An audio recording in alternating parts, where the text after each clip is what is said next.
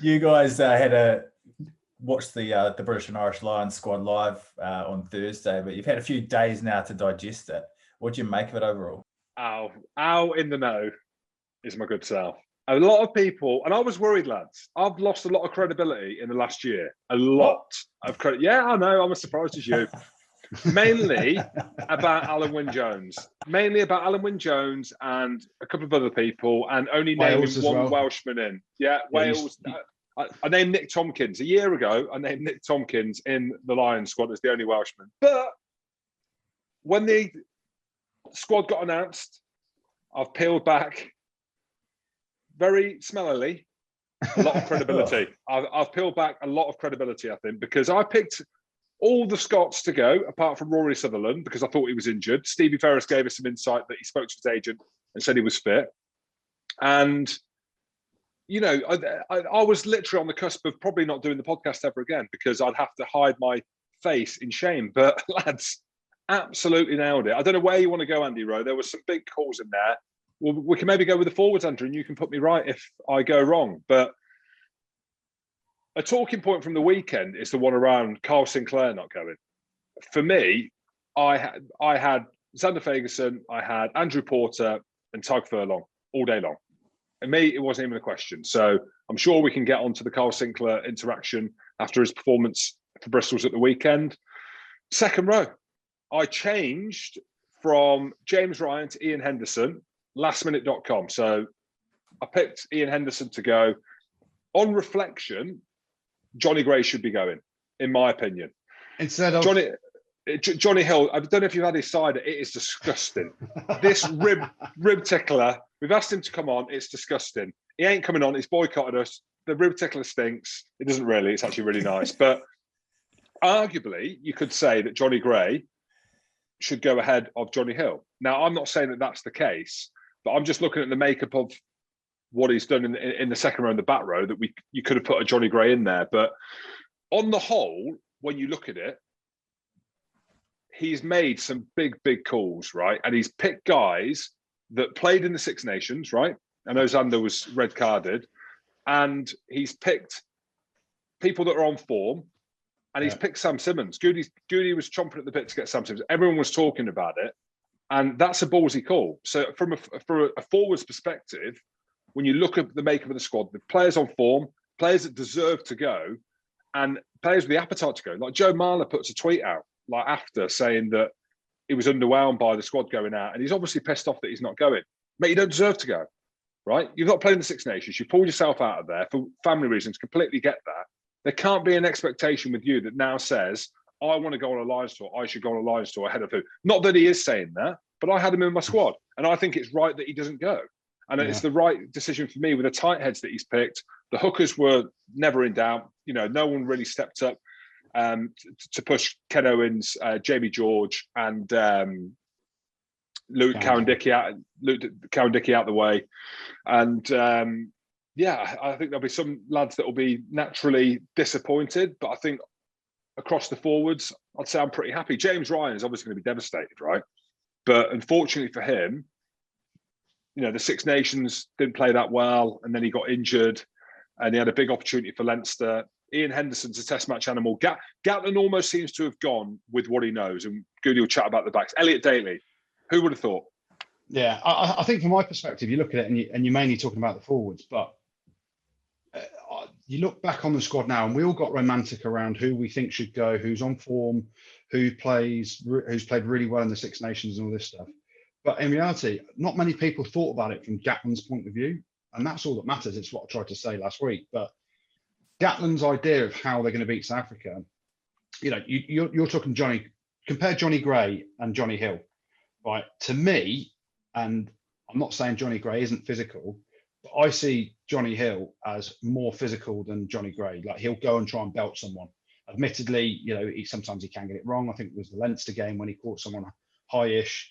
But Johnny Gray is a workhorse, but a lot of them are soak-up tackles. They're not massive ball carriers, where you've got someone like Johnny Hill, who's an out-and-out athlete. Like, he's a spring chicken at times, isn't he? He's sprinting around on a weird-looking body because he's so big. But he's physical, he's athletic. And I think that's what was the difference in that selection. On that point, Goody, on the Johnny Hill one, is I've contradicted myself a little bit because I've said that he's picked on form and what have you. Johnny Hill's a line-out caller, right? Yeah. And he's massive, like you said. Johnny Gray arguably might be heavier, but Johnny Hill, the way that he's built, calls the line-outs. Courtney Laws is another one in that kind of mould, and you can see with what he's done. I think with Johnny Gray, it must have been close. Yeah, between them two. I'm not saying it wouldn't be. I'm saying it would have been close. But in Gatland's mind, you look down the squad and then you go into the backs and you go, we're going to chat with Chris Harris in a bit. Chris Harris, having played with him, he's a big lad. He's powerful. He goes and makes big hits. Bundy Aki, no one saw Bundy Aki coming at all, did they? When you write your list, you wrote down a list of all the players. I had 4 centres that I picked in my squad. And looking back on it, it was pretty stupid of me to pick these 4 centres. I went Ringrose, Henry Slade, Jonathan Davis, and Robbie Henshaw. The only kind of muscular beast in that is Robbie Henshaw.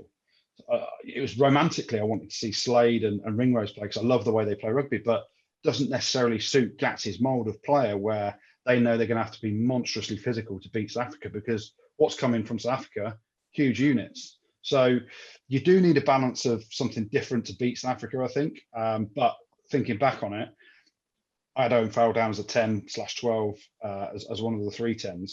You're looking at Bundy Aki's selection, people are like, where's that come from? Well, Bundy Aki, when you watch him play, hard as fuck. His ball skills are ridiculous at the game line, offloading game. He goes and smashes people. Yes, he got sent off against England for a tackle that was too high, his techniques, and there is that risk, but you're going to need physical athletes like that. Elliot Daly comes in at 13. You've got a smaller squad. You've got a 37-man squad. You're in a bubble. You need players that can cover different positions. Elliot Daly, hybrid kind of player, can play wing, fullback, centre. He's down as a centre, I think. But we also know he's going to play on the wing, potentially fullback as well if there are injuries. He's a guy that can, withstand a load of games. He plays a hell of a lot of rugby, so he's durable. And he's got his howitzer of a left boot that could be, at altitude. If you get to a test match, let's not forget he kicked a monstrous penalty, I think, in the 3rd test against New Zealand.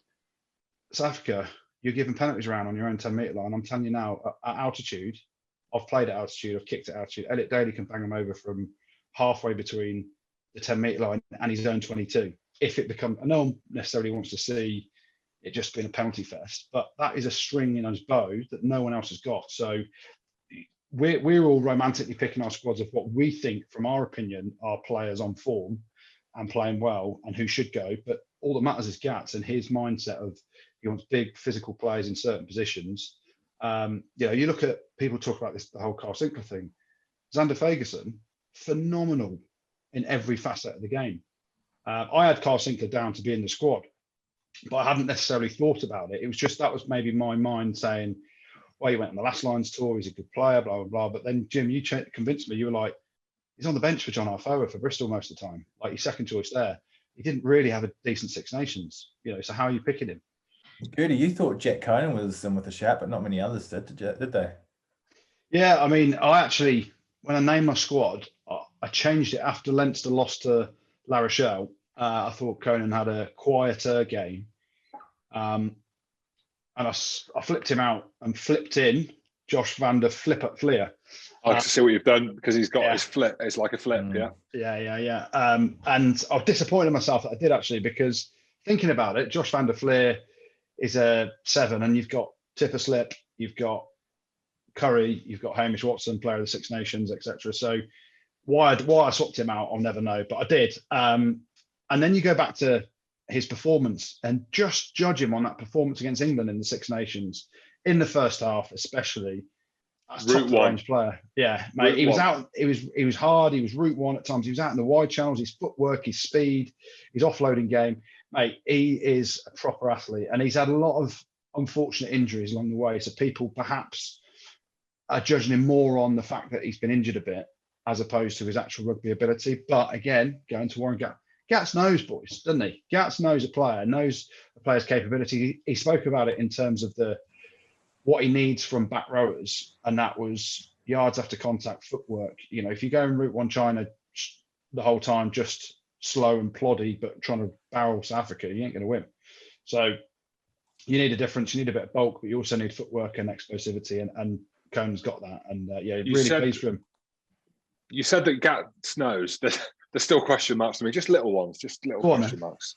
No, that's it. There's just deep inside. What are the little question marks? What just that he, that he doesn't get all the questions. He doesn't get everything right, does he? Just some things that he's not fully. Last time, come on, Jim. What are your questions? No, it's not. It's not about just your me. selection. No, it's not. It's not. He just doesn't get everything right. But he got the Sam Simmons one right, didn't he? My goodness me. Yes, he did. Yes, he did. What do you think, right? So when this is happening, because obviously Eddie Jones, he must be watching this unfold, right? He must be looking at it and thinking, which one of my boys are in there? And do you think it is like, excuse the French, fuck you, Freddie. Sorry, excuse the French, fuck you, Eddie. Do you think there's a part, do you think he feels that or not? It's like, because there's a lot of talk about Sam Simmons. There's been loads of talk. And it seems like there's either a personality issue or something. There's something that's not right, because not just you, not just me, not just everyone has spoken about how good Sam Simmons is. And we're thinking, well, are we getting a bit carried away? Like you said, Gats knows.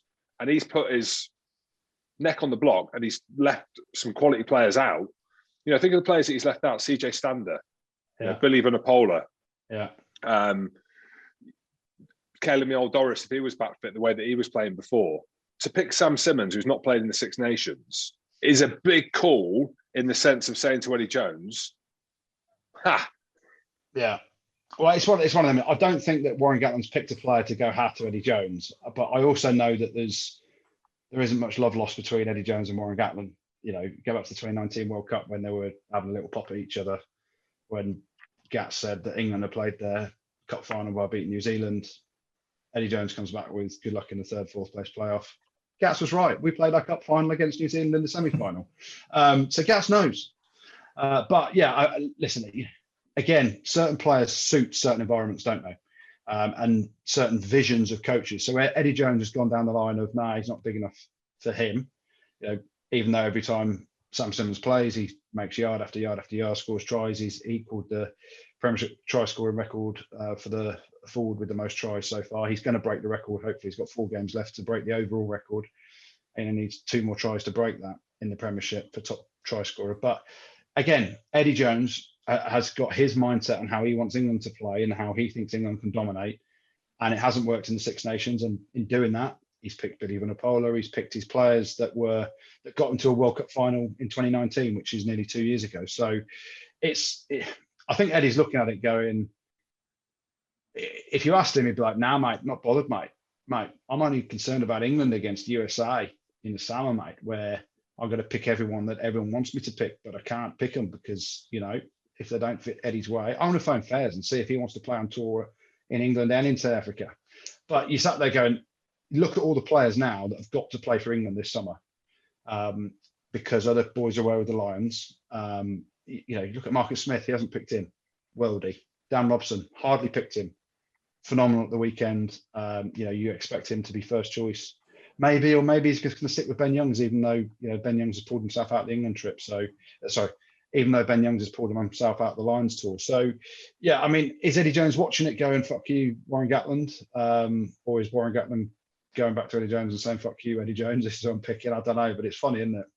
It's funny that for everyone that's been saying you've got to pick Sam Simmons for England, that he gets the ultimate accolade of being picked for the British and Irish Lions. So I'm really pleased with Sam.